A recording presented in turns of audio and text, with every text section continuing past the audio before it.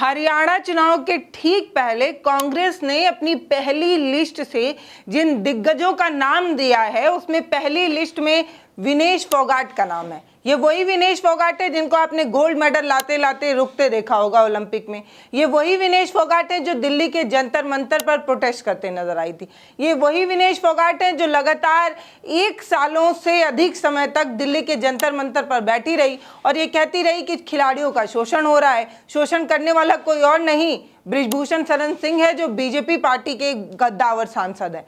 अब यही विनेश फोगाट खुद चुनाव लड़ रही हैं, वो भी हरियाणा से कांग्रेस के टिकट पर। अब कहने वाले लोग ये कह रहे हैं कि ये तो पहले से ही तय था।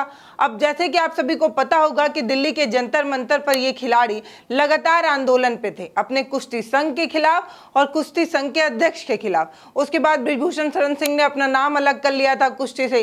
कुश्ती के नाम से अलग होने के बाद भी ये आंदोलन लगातार चलता रहा।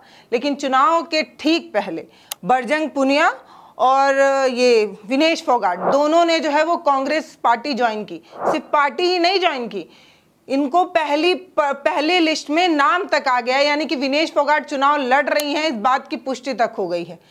अब यही वो बात है जिस पर कंट्रोवर्सी है। बृजभूषण शरण सिंह का ये कहना है कि मैंने तो पहले से ही कहा था कि ये राजनीतिक षड्यंत्र है और मेरे खिलाफ रचा जा रहा है। मैं तो पहले से ही कह रहा था कि मैंने किसी खिलाड़ी का शोषण किया ही नहीं है। मैं तो पहले से ही कह रहा था कि मैंने किसी लड़की के साथ गलत नहीं किया है।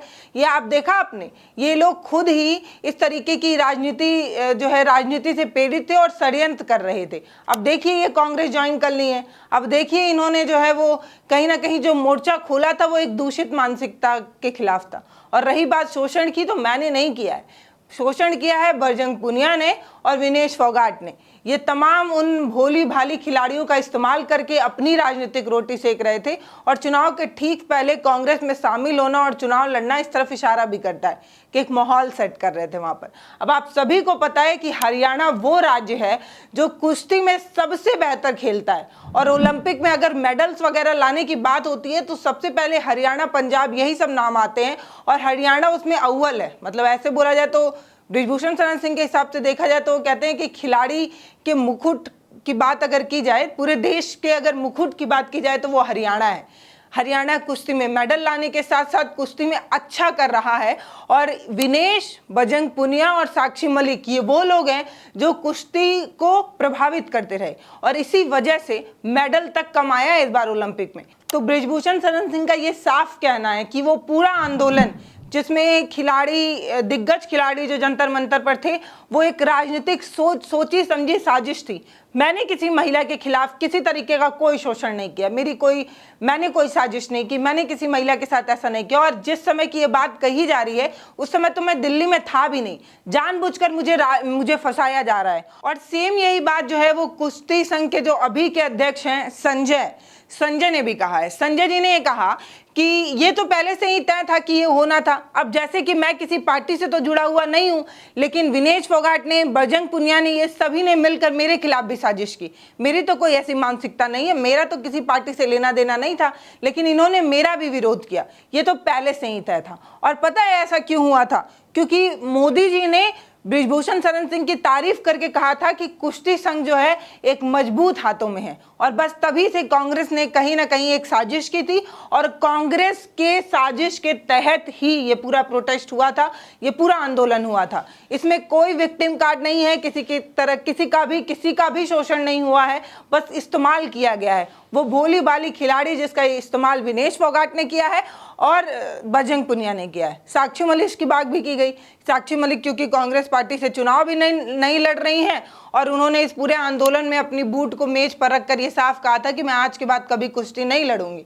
कुश्ती से संन्यास ले लिया था उस आंदोलन के समय में।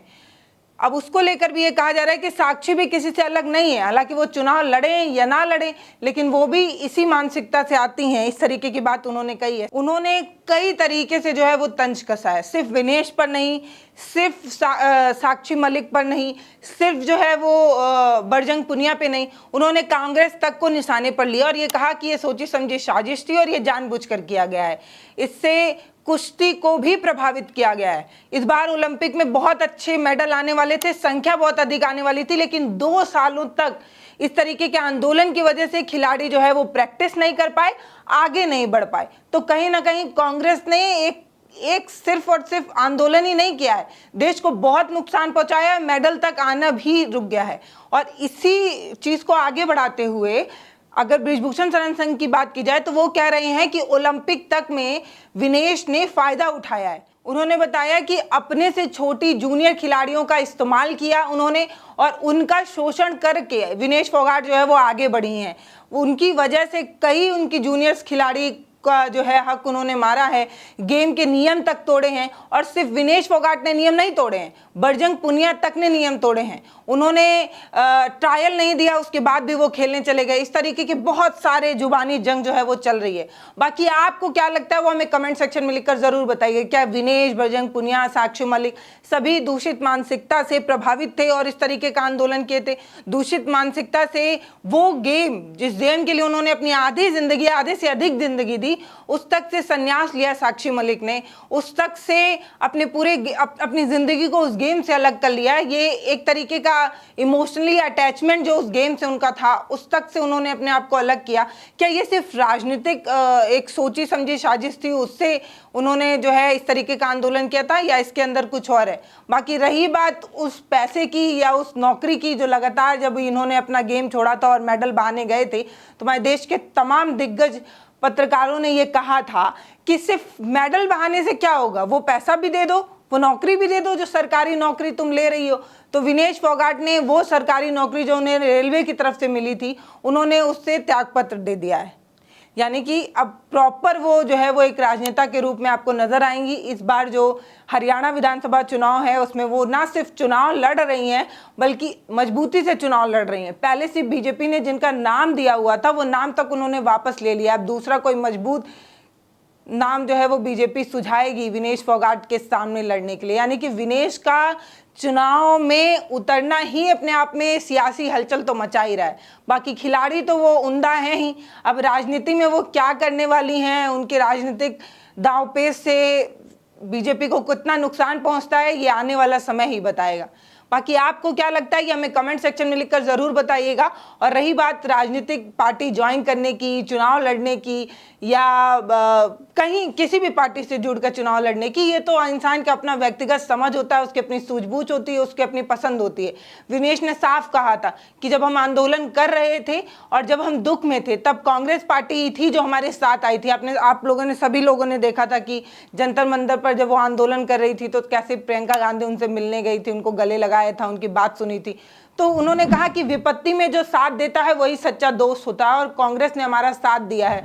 और मैं कांग्रेस के साथ मिलकर उन तमाम बेटियों को, उन तमाम खिलाड़ियों के साथ हमेशा खड़ी रहूंगी। ये सारी बात उन्होंने कही और मुझे खुशी है कि मैं उस पार्टी को ज्वाइन कर रही हूं जो महिलाओं के लिए पॉजिटिव सोचती है, महिलाओं के लिए बेहतर सोचती है। बाकी आपको क्या लगता है वो हमें कमेंट सेक्शन में लिख के जरूर बताइएगा। क्या विनेश को कांग्रेस ज्वाइन करना चाहिए था, चुनाव हरियाणा विधानसभा चुनाव के ठीक पहले ज्वाइन करना चाहिए था या नहीं, और ज्वाइन कर लिया तो चुनाव लड़ना चाहिए था या नहीं? इस पर आपकी अपनी क्या राय है हमें कमेंट सेक्शन में लिखकर जरूर बताइएगा। नमस्ते, मैं पल्लवी हूँ, आप भारत एक नई सोच देख रहे हैं। पर फिलहाल अगर वो जीतती हैं तो मजेदार एक दृश्य होगा कि वो जो है वो पार्लियामेंट में पहुंचेंगी और वहां पर वो कैसे अपनी बात को रखेंगी, कैसे अपने सवालों के दाव पेच लगाएंगी, देखना दिलचस्प होगा।